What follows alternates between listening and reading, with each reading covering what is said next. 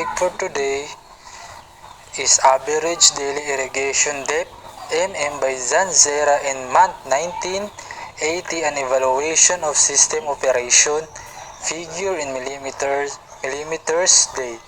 So, table 28, sa table 28, makikita po ang average daily irrigation depth, no? So, yung ibig sabihin, kung gaano karaming tubig ang ginagamit ng bawat lugar sa bawat araw at sa bawat buwan. So, mas mataas na value, mas maraming tubig ang ginagamit. So, ang unit na ginagamit nila, no, ay millimeters per day or millimeter day. So, ibig sabihin ito ang kapal o dami ng tubig na natatanggap ng mga taniman araw-araw. Mas mataas na numero, mas maraming tubig ang natatanggap. Mas mababang numero, mas kaunting tubig ang napupunta sa isang lugar. So mapapansin natin ng San Juan at Nibnib, no, sa lugar na yon, sa mga lugar na yon, mas mataas yung nakukuha nilang tubig, no, dahil mapapansin naman natin sa mga numero. Kabaliktara naman sa Kulibing na halos wala talaga silang nakukuha, no. So makikita na hindi pantay ang supply ng irrigation depth, no. So sa table 28 na ito, nagpapakita siya, dito natin makikita ang average daily irrigation depth o dami ng tubig na natatanggap ng bawat lugar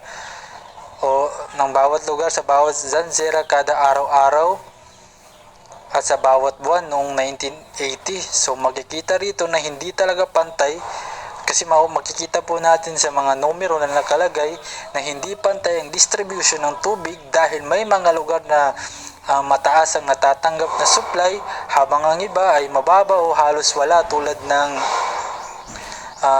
late dito sa Kuliving, no, wala talaga silang nakukuha. So makikita na hindi talaga pantay ang distribution ng tubig. So mahalaga, so napapansin din na tumataas ang irrigation depth, no. So mapapansin natin na mas tumataas ang irrigation depth mula May hanggang October dahil sa posibleng panahong ito mas maraming available na tubig. Mahalaga ang table na ito, no, upang masuri kung epektibo ba o patas ang operation ng irrigation system. So table 29 naman. So sa table 29, average water supply, no, so irrigation plus rainfall by Zanzera in month 1980, figures in millimeters day. So sa table 29 naman, makikita ang water supply kasama ng irrigation at rainfall o ulan.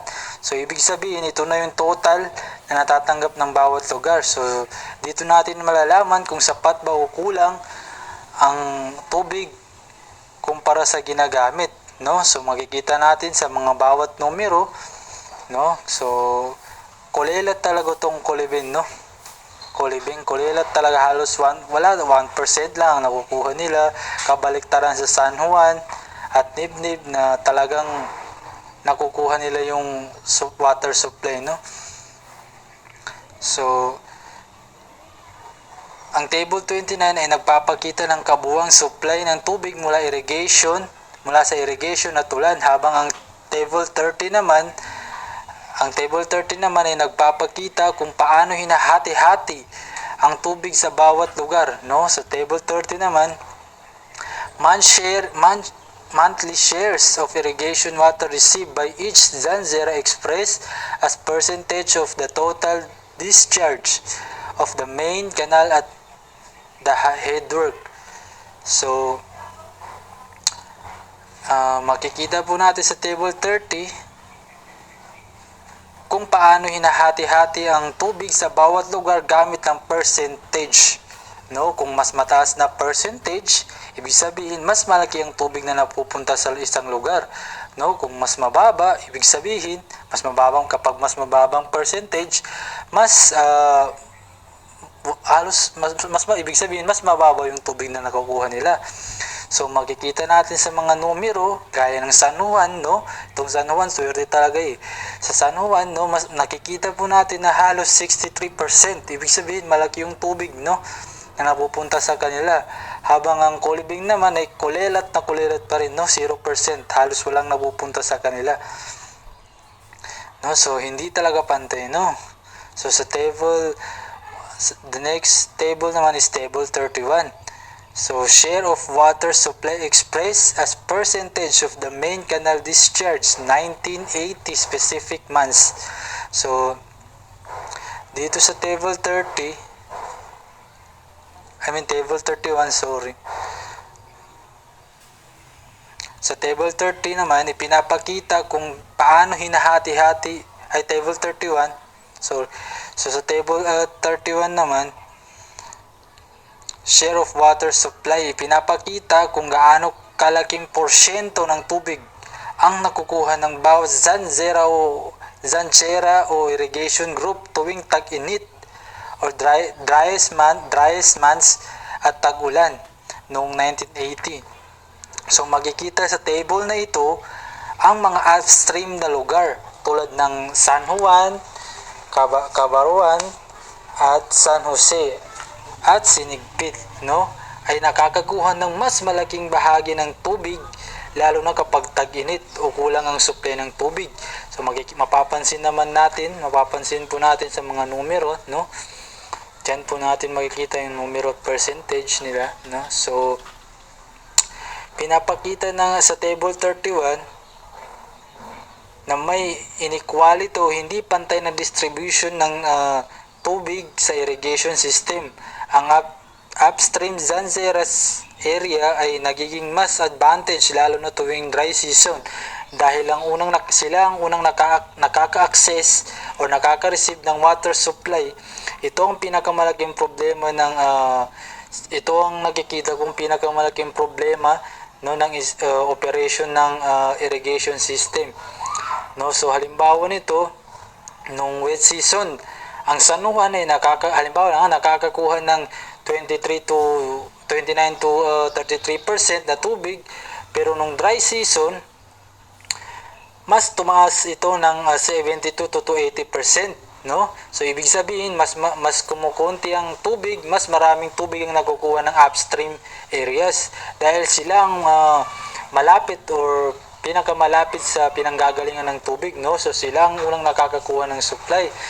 While ang downstream areas naman ay nababawasan ng tubig dahil halos nauubos na ito bago makarating sa kanila. So lugi talaga sila, no. So the next page is table 32.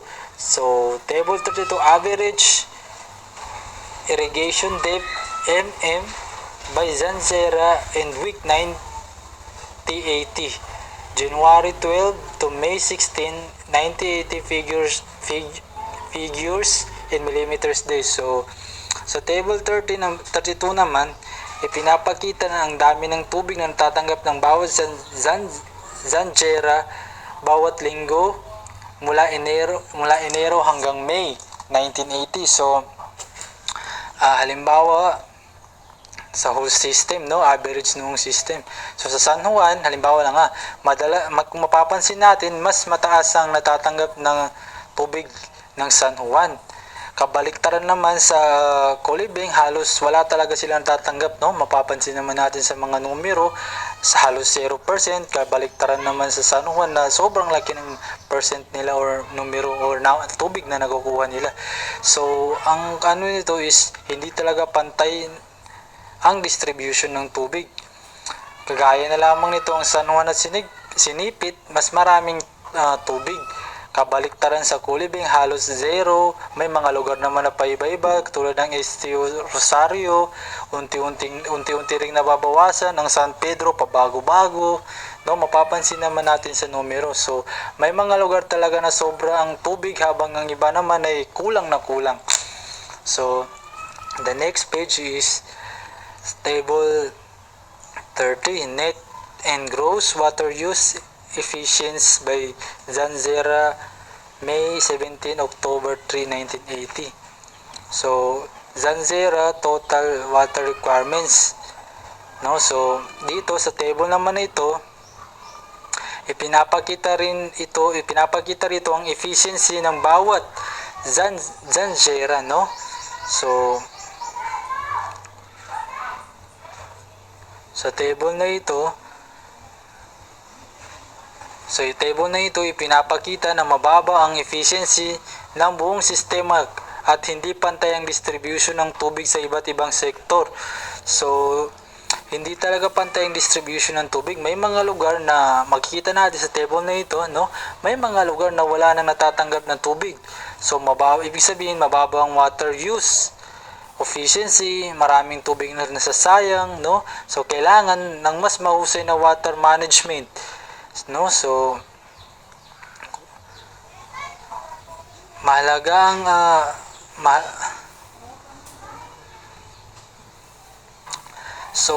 ang water use efficiency class ay sukatan kung gaano kaepektibo ang paggamit ng tubig sa irrigation ayon sa table 33, no?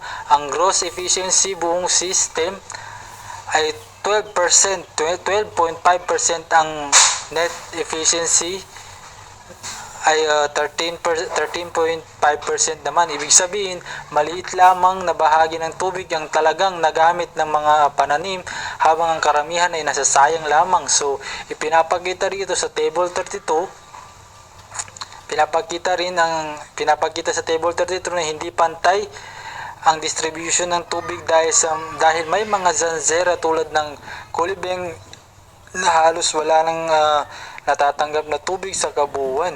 So nangangahulugan ito na may problema sa operasyon ng system ng irrigation at kailangan ng mas maayos na pamamahala upang maging pantay at efficiently sa paggamit ng tubig, no? So yun talaga siya. Kumbaga sa table 33, no, nagpapakita ito ng evaluation ng irrigation system operation sa iba't ibang lugar ng Zanzera, no? So pinapakita rito kung gaano ba kaepektibo ang paggamit ng distribution ng tubig mula May 17 hanggang October 3, no? So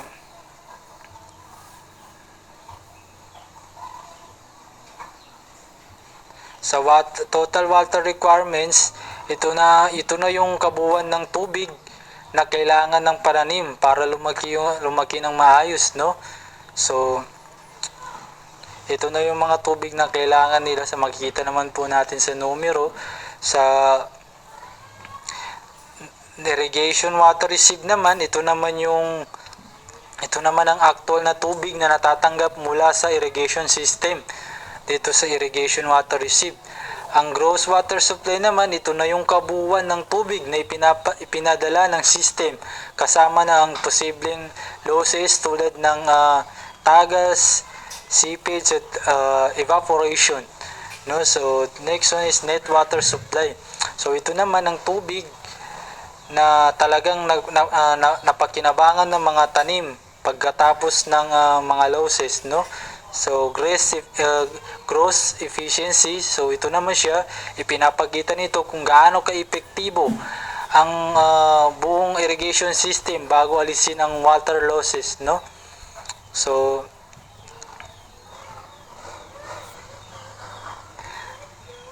net efficiency, ang net efficiency naman, ito ang efficiency based sa tubig na talagang nakarating at napakinabangan ng pananim, no? So hanggang table 33 yan po yung report ko, sir. Then maraming salamat po. Syukran.